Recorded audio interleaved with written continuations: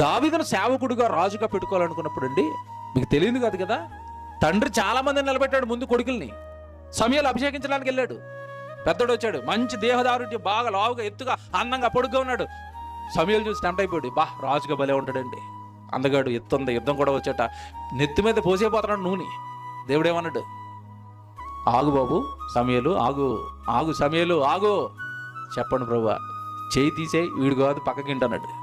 బాబు ఇప్పుడు మనకు అందం వద్దు సమయంలో, నేను చెప్పింది విను, మనకు అందం వద్దు, ఎత్తొద్దు, రూపం వద్దు అని తీసే పక్క అన్నట్టు. తీసాను, ఇంకొకటి వచ్చాడు, తీసే, ఇంకొకటి వచ్చాడు, అందరిది ఎవడో లేడు ప్రభు, ఇంకా అయిపోయారంట. తండ్రిని అడుగుతున్నాడు యాషని, బాబు ఉన్నారా ఎవరు? ఉన్నారండి కాడసారి. వాడు గొర్రెలు వేపుకున్నాడు. గొర్రెలు కాస్తున్నాడా, చదువుకున్నాడా, చదువు లేదా, మటకారా, ఎత్తు, రూపం, కండ, ఇవన్నీ నాకొద్దు. నాకు కావాల్సింది ఒకటే, నమ్మకం. గొర్రెల్నే చాలా నమ్మకంగా కాస్తున్నాడు, నా గొర్రెలను అప్పగిస్తే కాస్తాడు, అర్జెంటుగా పిలవండి అతన్ని. అందరినీ తోసేశాడు, దావీదును అభిషేకించుకున్నాడు, దావీదును గొప్ప చేసుకున్నాడు. నాకు నమ్మకంగా ఉంటాడు జీవితకాలం అంతా. ఏ పాపం చేయడు, ఏదో పాపం ఒక్క పొరపాటు తప్పండి జీవితకాలంలో ఏమన్నా ఉన్నాయండి దావీదు జీవితంలో? ఏమి ఉండవు. సూపర్ దావీదు.